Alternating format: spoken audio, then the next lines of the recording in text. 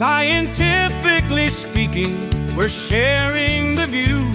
From labs to clinics, breakthrough shining through, with minds that inspire and stories to unfold. Scientifically speaking, the future's being told. Welcome back to Scientifically Speaking with Christine, where we explore the real issues that shape our health, families, and community. Today, we're diving into the world of aged care, a topic that touches nearly every family at this point, yet it's often misunderstood or overlooked. So joining me today is Deborah Key, the CEO of Bankstown City Aged Care, to help us unpack some big questions today. Whether you're a carer, concerned family member, or just curious about what aged care really looks like, this episode is definitely for you. So let's get into it as quick as possible. Deborah, welcome to the show. Thank you, Christine, for having me. Of course, anytime. Deborah, if you don't mind me starting straight away about aged care that is mainly confusing most of our families. Mm-hmm. So what are the first steps someone should take when a loved one starts needing some more support? What should they do? Okay, I think that one of the things that is really advantageous for families is to recognise early change or deterioration. So if your elderly loved one can no longer do housework or is struggling to do the shopping or even cooking meals, just those basic things, starting and recognising that early and trying to navigate the aged care system early before there becomes a crisis. So one of the first steps that we recommend is to have a discussion with the older person that is affected. Requiring support. Requiring the support, to actually ask them what their wishes are, rather than actually just assuming that you know what that person wants. And I would do that before I even made contact with the government website, which is called My Aged Care. They do have a phone number and they also have a website, because at least you've then had that dialogue with the person who's going to be needing the care and services. Put them in the loop, ask them what they want. They should be at the centre of everything, okay? So don't assume because we're a daughter or, you know, a kind neighbour or, you know, someone who lives with an older person that we know best. In fact, that's actually often not the case. We really need to listen to what the older person wants. So having that conversation, recognising it early, and then interacting with My Aged Care, either through, like I said, the phone number that's on the government website or through the website directly. Lovely. There's a growing preference nowadays for aging in place. So what options really exist to help people stay in their homes longer, and how realistic is that really for most families? Okay. I think, like, you know, all of us at different ages and stages of our lives, everyone's journey is different. So I'm just going to give a very generic response, but and I'm happy to use examples if you think that's actually helpful. But I think that knowing that there are services and support in place to help people who can't do things like, you know, the shopping and the cleaning and sometimes showering and dressing themselves. It might be the gardening. It might even be making meals. It might be getting transport to appointments. So understanding what your options are, and I referred to that in your previous question about accessing, you know, government services. There are definitely services available. They can be as low level as what things I've described, or they can be complex where someone is perhaps, you know, bedbound, needing equipment in the home, needing like things like a hoist, an electric bed, needing nursing staff to come to assess their clinical care needs and to actually help manage their care. So it can start with basic services and it can become quite complex. So there are services and supports out there, and obviously just accessing and knowing what's available is step one, and step two is making that contact with the government. Amazing. So it is possible practically sometimes to just stay at home with those services rather than we really need to move into an aged care in the future. Absolutely. Not everybody enters at residential aged care. We have a lot of people that with home care services, you know, manage to stay in their home until the very end. Lovely. Okay, that's great. Great to know. We often hear concerns about, you know, elder neglect or even abuse. What protections are in place in our modern aged care settings to keep our elders safe and respected? Okay, so most of, I think, your listeners Yes. would have heard about the new Aged Care Act. There's been quite a lot of Right. information on the media about the changes to the Act. Okay. That started on the 1st of November this year, Yes. so only, 4 weeks ago? And it's a rights-based Act, which means that the rights of older people have been put first. Okay, so it's actually legislated now that those rights are protected. There's actually a statement of rights that providers like my organisation Yeah. have to comply with. Right. And I think it's really important that older people understand that there's legislative, I guess, framework that does protect them. And that, I guess, that comes about in different ways in different settings. So in someone's home, it's different than it would be in the residential. aged care. Okay, so the government's also introduced increased regulation and oversight of providers like Bankstown Okay. City Aged Care to make sure that we meet our obligations, and that includes spending time interviewing families and residents who live in our care homes, as well as people who receive services at home in their own environment. And there's a lot of literature to support older adults to actually understand their rights now. So I think there's more attention on it. There's certainly legislation around it, and there's absolutely, I guess, supporting material to Yes. help clients understand that. From our perspective as a provider, if I could just touch on what we do, Yeah, of course. because we're a community-based provider, we've always respected the needs and the rights of the people in our care. One of the things that we find that really works for us as an organisation is open, honest, and transparent communication, Right. especially when things go wrong. Okay, so it's that saying sorry that this particular event happened. So it might be that the evening meal was cold last night, Yeah. or it might be that a way a staff member interacted with one of our residents. Yes. So not being defensive when older people raise Yeah. concerns with us as an organisation, and actually truly partnering with them, because when you think about it, whilst in an aged care home, it's actually our building, it's where the older person lives. True. And that's changed, it's not their home. Yes, it's our building, but it's a partnership. So listening to the older person and really, truly acknowledging their rights, as well as respecting, their complaints, their feedback, Of course. and their wishes.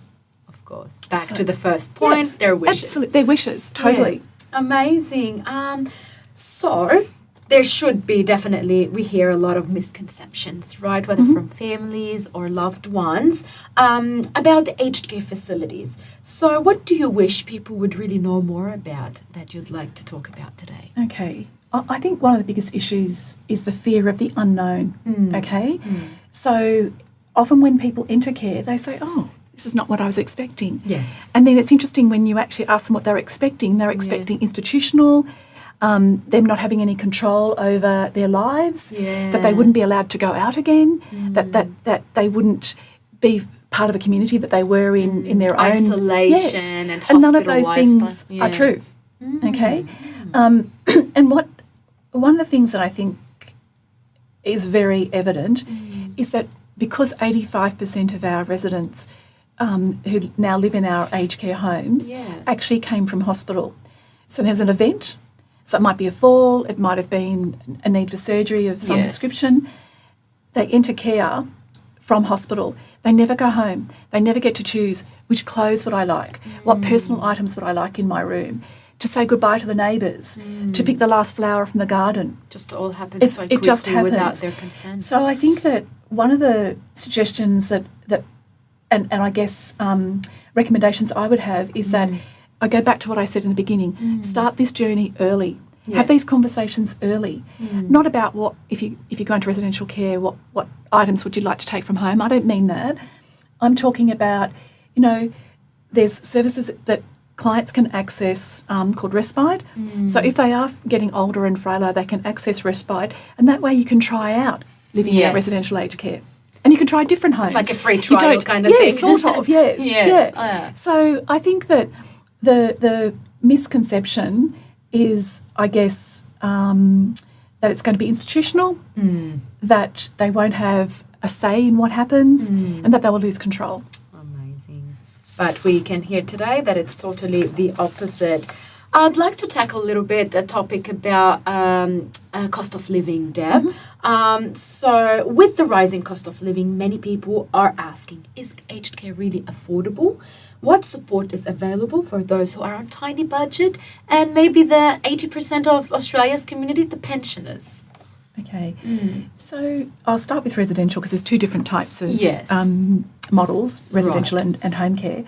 So in residential, and I'll start with the pensioners. So the government sets the fees in an aged care home at 85% of the pension to make it affordable for pensioners. Okay, and then the government pays 100% of their care costs. Okay, so if you're a pensioner and you have no other assets, that is what you will pay. If you have... So, sorry, they'll pay the 15% from the 85? No, the client will pay the 85%. Okay. Yeah, and then the client keeps the 15%. Oh, okay. To spend on however they wish to spend. Yes, their money, and that is to cover things like food, cleaning, all the things that they would have paid for at home. The government expects you to contribute, and they've set the fee at 85% of the pension. If you're a pensioner and you own your own home, the government treats that differently. They see the house as an asset, and the government tells providers like us what they believe the older person should be contributed to their accommodation cost. Now, if you're a pensioner and you didn't own your own home and you were renting, or you were living in government housing, government-supported housing, then the government pays the provider the accommodation cost. Right. So it depends on your means as to what you contribute. In home care, there are recent changes with the new Aged Care Act. It's called Supported Home. And the government's been very clear that they believe that if you have the means to contribute, that you should. That is considered fair enough. The new position. So for a pensioner, as an example, the government set rate for contribution rather than a fixed weekly amount, like in residential care, it's based on the pension fortnightly. So that's a fixed amount. In home care services, it's based on the number of services you receive. So if you only receive one service a week, and it happens to be a service that has a 5% contribution, and the hourly rate's $100, you would pay $5. If you're someone that gets 10 services a week, and the contribution is, I'm just making it up, mathematical equation. It is. Right. So there is definitely a contribution in home care and in residential, but for those with low means, there is obviously a safety net. Definitely. That's good to know. I want to go back to the elders. Social isolation is a major issue nowadays in older people. How is your organisation tackling loneliness, and what differences does the community connection make in the aged care? Well, connection's very important for all of us. Yes. I don't care whether you're 5 or 95, connection's very important. So we recognise that a lot of older people who have family or neighbours and their own community still feel lonely. Yeah. Because you think about it, the world is much busier than we used to be. Yes. And so your neighbours might work, your family might work and just come visit at the weekend. So what we do as an organisation, we try to target specific, I guess, we can't meet everyone's needs. So we try to target specific, I guess, groups' needs. So we run a Monday to Friday dementia day centre. And it's called the Betty Sussman Centre. And it's for those who are living with dementia. And it really serves two purposes. It gives a break to the person who they might be living with, but more importantly, it actually allows the person living with dementia to come and to spend the day in a structured environment where there's activities, there's other people, we provide meals, and they get out of the house, they get out of their routine. Social and life, they connect. kind of. Yes. Yeah, that's lovely. Amazing. So you did mention dementia. And it is on the rise nowadays, especially in Australia. How are your services adapting to meet the needs of the people living with dementia and their families? I know you mentioned this, activity group, but on larger scale, how do you do that? So we offer specialised memory care units, and the reason we and not all aged care homes do that. Some aged care homes believe that integrated living is more appropriate, where residents living with dementia live with residents who don't have dementia. We haven't found that successful in our organisation. So what we do is we cohort residents living with dementia so we can tailor the programs to suit their specific needs. Awesome. And the other thing that we've been able to do through the generous support of Club Grants, we have partnered with the Humour Foundation and we run what's called a weekly laughter care program. Oh. And that's based on evidence. And so we use music, storytelling, humour and creative engagement to create moments of joy. That's nice. And it's lovely. It's really lovely. Yeah. And the residents know which day Archie is coming and they know, you know, it's going to be fun. They know they can be naughty because he's very cheeky. It's lovely. It's really nice. So it's really gorgeous. We've recently also partnered with the Humour Foundation and we've started a new training program for staff called Fun in Care. Okay. And so what we're using the principles of the laughter care program and teaching it to our staff. And I have a beautiful story if we have time to share. Yeah. So the first group we put through the training was a lovely group of staff and one of them had not ever in their life had very much to do with cricket. All right. And we had an older gentleman, a resident, living with dementia who absolutely cricket mad, just really loved it. And this resident, this staff member, didn't really have a lot to talk to the resident about because this resident was, you know, very not interest in common. No. And so through the training that we ran through this laughter care team with the Fun in Care project, what was suggested is that you find out the interests and the hobbies of the residents, and then if you don't know things, that you go and look it up. So this lovely male care staff member went and looked at YouTube, worked out the rules of cricket, started watching small segments of it, and then started interacting with this resident. This is a resident that didn't want to come to the dining room table. He was isolating himself through choice. Yeah. And the staff member said, look, why don't I sit with you at the dining room table and we can talk about cricket in a group. Yeah. And so he introduced him slowly to other men around the table and they talked about cricket.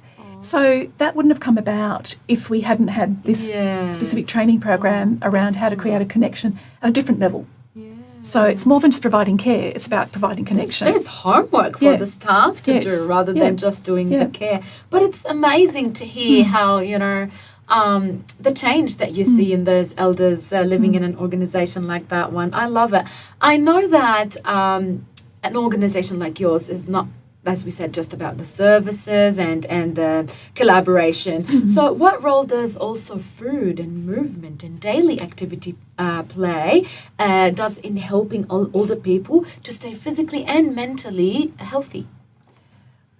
Well, I think it's very fair to say that there's so much evidence that as we get older, the more we keep our mobility through movement and the more we are healthy through good food choices and staying connected, avoiding loneliness, the longer and healthier our life will be. Amazing. So I think that there's definite evidence-based research around that. Yes. So the approach that we take as a provider is we provide services to the community. So we have a wellness centre for those that don't live in our care homes. So it can be anyone living in the community in that sort of Georges Hall region can come and use our wellness centre, which is like a seniors gym. Yeah, okay. But there's more chatting than exercising. Oh, doesn't well, actually, no. all the time happen? equal chatting and exercising, actually. I do more chatting than exercise, I'll be fair. So we do that at I guess, from a broader community level. Yeah. And then internally, in terms of community, we create special events. So things like we might celebrate, Valentine's Day. We might celebrate a traditional, a religious festival day. So we create sort of connection that way, but we also do things like, small exercise classes on a daily basis. To keep physical well-being. We involve the residents in designing menus so that the food that's served to them, they have input into, so that we encourage them to eat. So, because food's really important to all of us, and it doesn't change when you get older. You might choose to eat less. Might get pickier as well. Yeah, it doesn't mean that you don't want to have control over what you eat. Doesn't mean that you don't want, input into what's available. Yeah. So where possible, we absolutely encourage involvement of movement, of food choices, of activities, just so that the person actually feels engaged in their world. Lovely. It's great to hear that our elder families are in good hands, if I can say. Deb, I've been changing my cameras, and when I take both of us like now, there's a fluffy little thing next to you, and I'm sure that our audience are wondering what that is. So here I come to talk about technology. Okay. So technology is very important nowadays in our daily lives, and it's been growing so fast. And surprisingly, tech is being introduced into aged care as a very big trend. So from false sensors to virtual reality and much more, I'm sure. Tell me, how is your organization using any of those new innovations to improve care and facilities? Okay. Well, again, through the generous support of our club grants donors, Oh, that's lovely. we were able to purchase several robotic baby harp seals. And I'm just going to turn, Paro's turning on now. talks. He does. Well, Paro- it was a she. We spoke on we the air. decided it's a she. Yeah. Yes. So Paro responds to voice. Paro responds to touch. Yes. Hi, Paro. And Paro has hello. Oh, that's no, so cute. that was Christine talking, not me. There Oh, she is. yeah. Hello. There she is. How are There you? she is. This so cute. Yes. Hello. So how does this help? Okay, so it's a Japanese.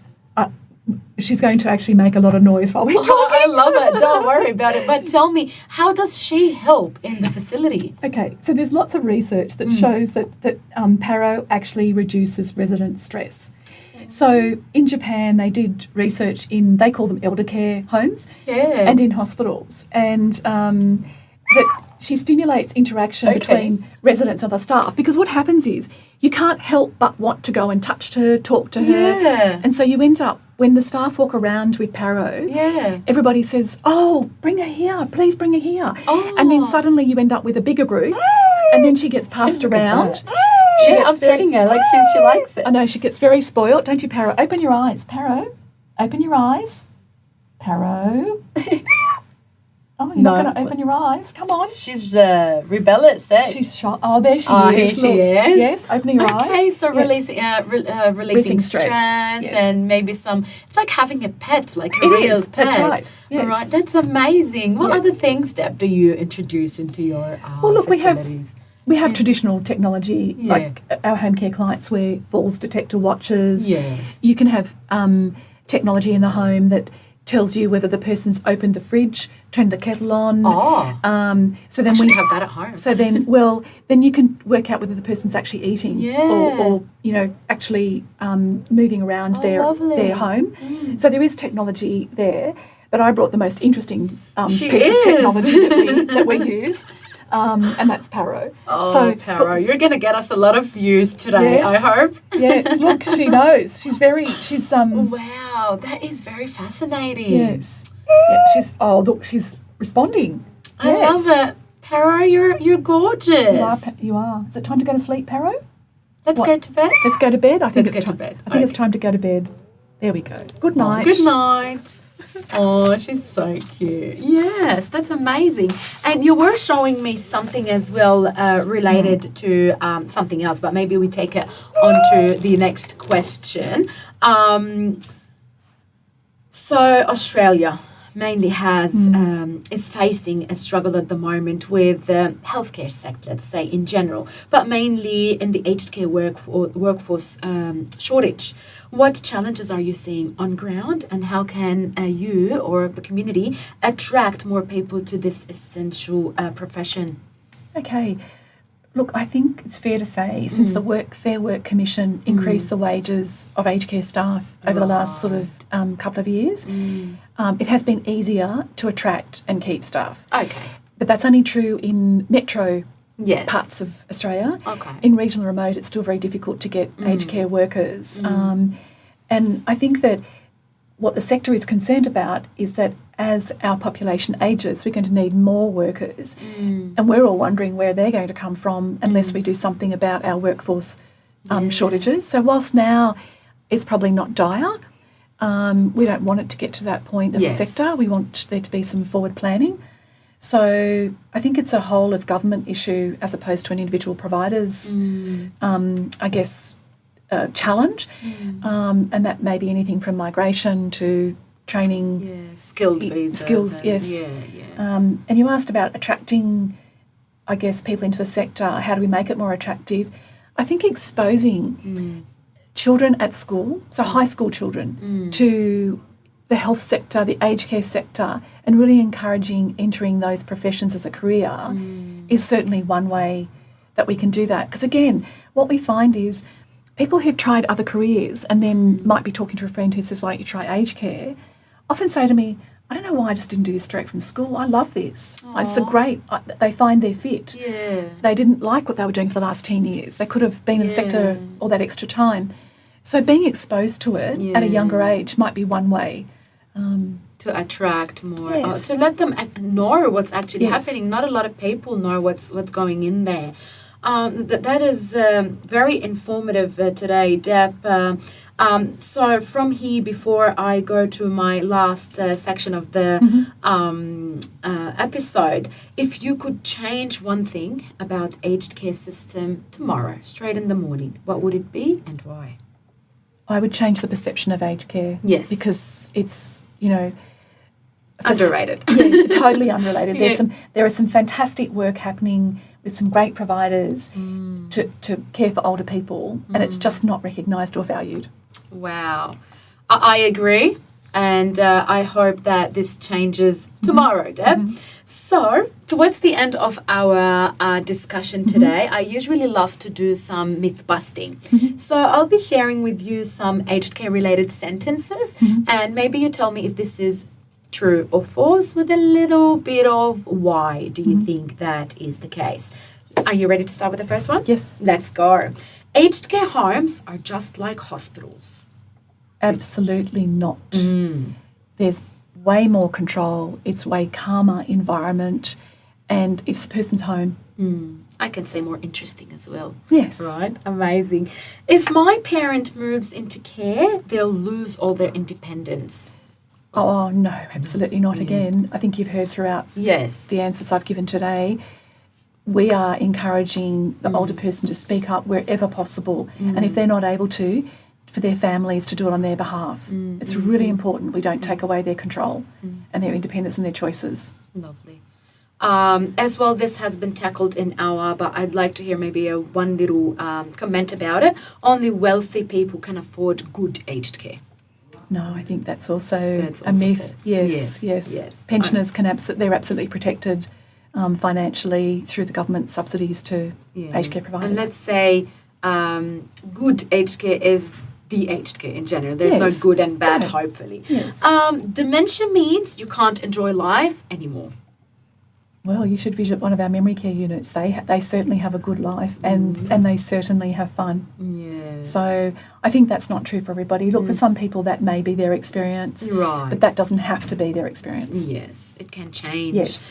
And finally, staff don't care. It's all about the money. Yeah, no, I don't work with any staff that would actually,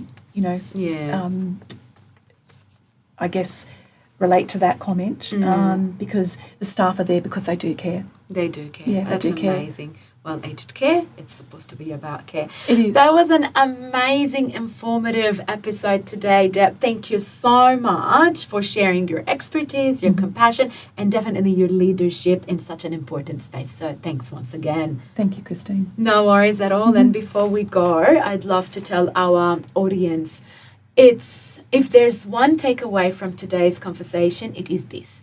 Aged care is not just a service, it's a community responsibility. So we all play a role in making our elders feel respected, connected, and cared for, whether it's at home, in the facilities, or in the wider world as we spoke today. And if you're navigating the aged care system for loved ones, remember, support is available. And you don't have to walk through that journey all alone. This was Christine from Scientifically Speaking on Oz Arab Media. Until next time.